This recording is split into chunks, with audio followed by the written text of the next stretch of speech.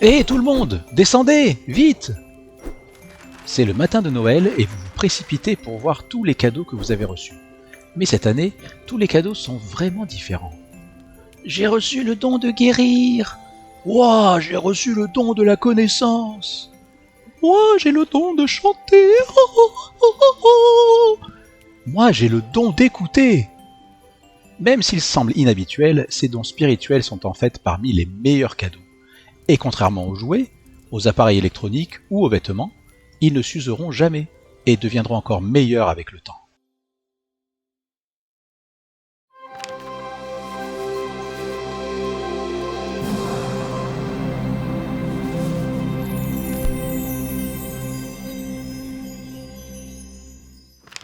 Ces dons sont appelés dons de l'esprit.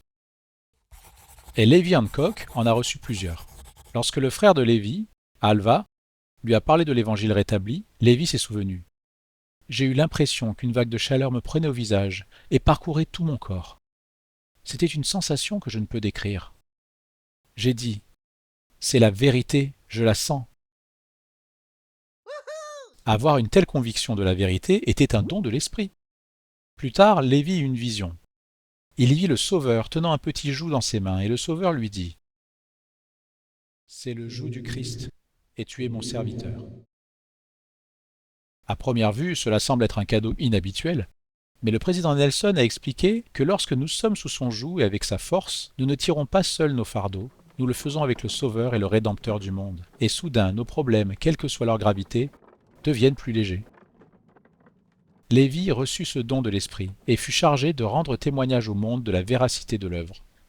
Lévi utilisa tous les dons qu'il reçut pour faire le bien jusqu'à la fin de ses jours.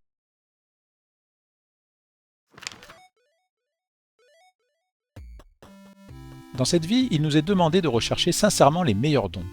Appelons cela notre quête. Mais comment trouver ces dons? Peut-être qu'un bon vieux jeu vidéo pourrait nous aider. Les dons spirituels ne nous sont pas transmis par une reine elfique bienveillante ou par le Père Noël, mais ils sont découverts et perfectionnés à mesure que nous essayons de nouvelles choses, que nous renforçons notre témoignage, que nous répondons à des appels, que nous servons les autres et que nous surmontons des défis avec l'aide du Seigneur. Notre quête nous donne également l'occasion de prier afin de trouver davantage de dons de l'Esprit, dès que nous en éprouvons le besoin. D'accord, mais quels dons devrions-nous rechercher exactement ? Par exemple, si une personne manque de sagesse, elle peut demander à Dieu de lui donner de la sagesse. Si elle manque de charité, elle prie sincèrement pour recevoir le don de charité, et ainsi de suite.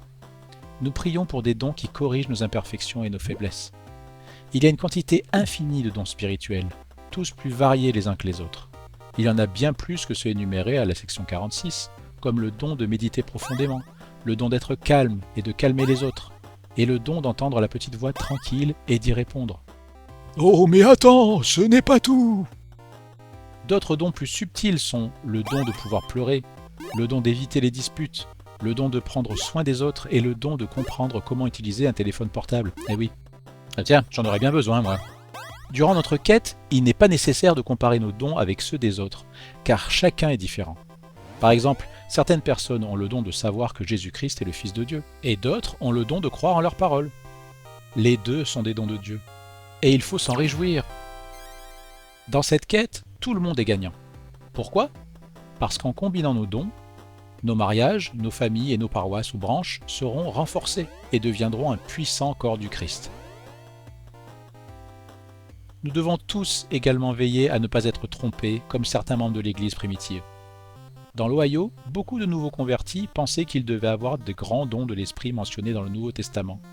Mais ils ne comprenaient pas que la mauvaise source pourrait égarer quelqu'un en imitant faussement les dons de l'Esprit. Joseph demanda au Seigneur « Comment faire pour ne pas être trompé par de faux esprits ?» La réponse est qu'il faut tout faire dans un esprit de prière et d'action de grâce, en recherchant sincèrement les meilleurs dons, et en se souvenant toujours de la raison pour laquelle ils sont donnés. Ainsi, dans notre quête, nous pouvons éviter la tromperie en restant proche de notre Sauveur et en priant pour être guidés. Plusieurs des premiers saints ont reçu des dons spirituels uniques pour aider à rétablir l'Église du Sauveur. Appelé le premier historien de l'Église, Oliver Cowdery avait le don merveilleux d'écrire et de consigner les détails et les révélations. Mais à présent, il était en mission, utilisant un autre de ses dons pour proclamer l'Évangile, tandis que John Whitmer servait de scribe à Joseph. John était l'un des 8 témoins et il avait été envoyé pour organiser l'église à Kirtland avant l'arrivée du prophète.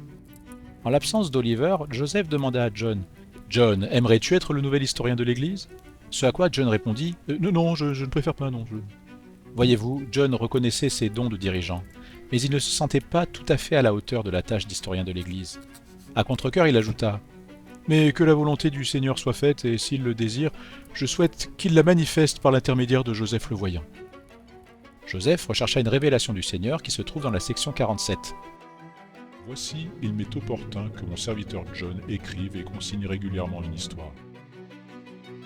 Sachant faire la différence entre Joseph parlant pour lui-même et Joseph parlant au nom du Seigneur, John accepta l'appel et commença à tenir un registre pour l'Église et à agir en tant que scribe de Joseph. Et maintenant, grande question. Voulons-nous parfois une assurance que notre appel dans l'Église provient bien du Seigneur ? Aujourd'hui, nous ne demanderions pas au prophète une révélation pour savoir si nous devrions accepter un appel en tant que responsable de la garderie ou autre. Mais nous pouvons toujours prier pour avoir la confirmation du Saint-Esprit que l'appel est fait pour nous. Et honnêtement, si nous ne nous sentons pas qualifiés, souvenons-nous qu'en acceptant humblement le nouvel appel, nous pouvons recevoir les dons de l'Esprit pour nous aider si nous les recherchons. Quels sont les dons spirituels que vous avez reçus ? Est-il temps de partir à leur découverte ? Demandez à votre famille et à vos amis quels sont vos dons et comment ils bénissent les autres. La prochaine fois, nous parlerons des masques et de la tromperie.